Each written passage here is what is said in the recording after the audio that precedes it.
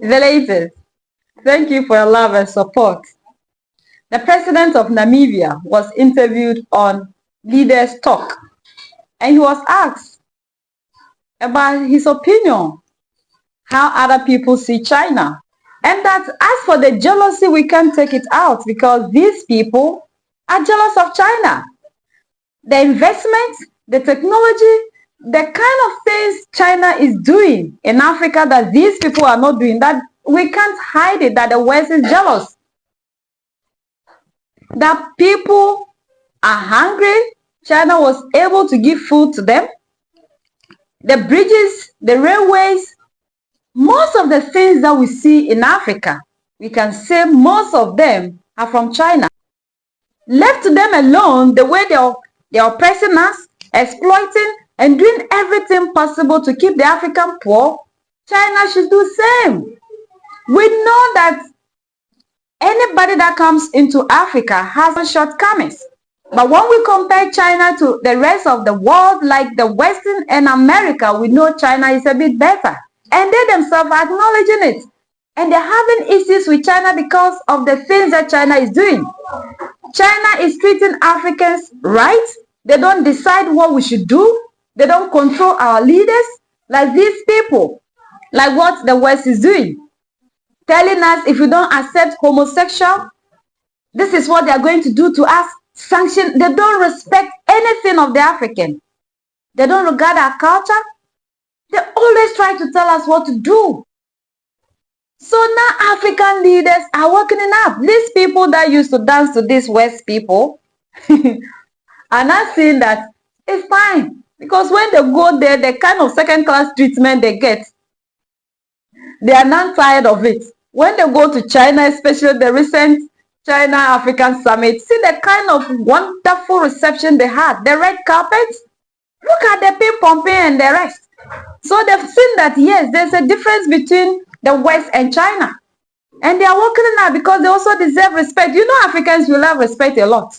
So the moment they go to China and they've seen it, they are changing. Nobody will tell you to change. You change by yourselves. United we stand, divided we fall. So that's the latest around the world, in Africa and in Namibia. Mr. President, you've been coming to China for a long time, since decades ago. Your first trip to China was in the 1990s. I want to ask you about the Chinese path to modernization, because many scholars think that this is a unique path, different from, copying indiscriminately a Western prototype. What do you think? Yes, I think it is. So development will take place, but the question is this development for the welfare of the people and the benefit of the world, or is for selfish end? And that is what we have to avoid. We have to work together, cooperate together, and build a shared prosperity for all people, for all nations. What do you identify as the biggest problem, the hindrance from realizing this equitable and equal and just world? I think the inequality of the past, the domination of other countries and other people of the past, we should leave that behind and truly and honestly work together to develop. We have land, we have countries, we have water. There are many, many things we can do. We don't need to be engaged in funny politics of destroying one another or robbing one another's minerals or countries, but to cooperate together and benefit all of us. President Xi Jinping proposed 3 global initiatives: Global Development Initiative, Global Security Initiative, and Global Civilization Initiative. Do you think these initiatives proposed by President Xi offer a viable alternative to existing Western-dominated paradigms? How do you expect these initiatives from China, from President Xi, in shaping global governance and global norms going forward? But you can see already, why are we here? Because we understand the trend, how things are moving now.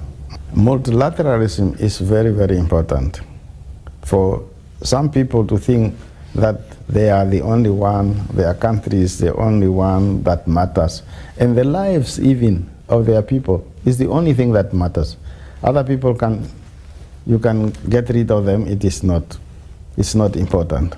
it is very, very important that humanity accept that we are one, that we better learn how to cooperate, how to work together. And also, no matter how, the way we start is the way we will end. We grow, we contribute to humanity, we go back to the ground. So I think it is very, very important that truly initiatives like that by honest people representing strong, honest principles, they are worthy of pursuing, they are worthy of respecting, and we should work, all of us work together to make humanity at this level of development of the world to live in peace, to be able to live the lives our grandparents or great-great-grandparents could not have imagined. Zoom in on some economic cooperation projects between our two countries, China and Namibia. On mining, Husab uranium mine is the single biggest investment made by China in Africa. It's also a model of China and Namibia cooperation. What changes has projects like that brought to your country?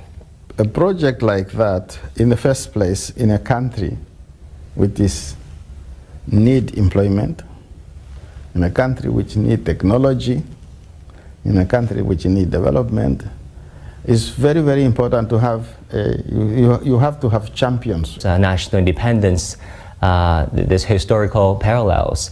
What do you think is behind this collective amnesia of some scholars and commentators in some areas of the world? And I think one thing we must understand, honoring your history, honoring the history of your former leaders, and honoring actually the culture and the history of your own country comes in many ways. Some people will write about it.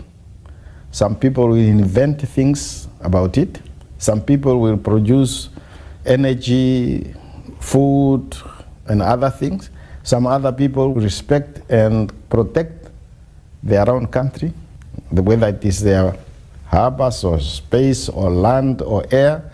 So respect coming in many ways. The amnesia is the jealousy, we must admit, that some people are just jealous of what China has become in a short time, getting so many millions of people out of poverty and hunger and putting them at par with the rest of the then developed countries. But ours now is to make sure that we cooperate in the development of our own economies, in the training of our own people, in providing health to our people. You are now free, behave like free people. Develop, choose your friends and talk to your friends the way you want to talk, and not to be told who to talk to and who not to engage with.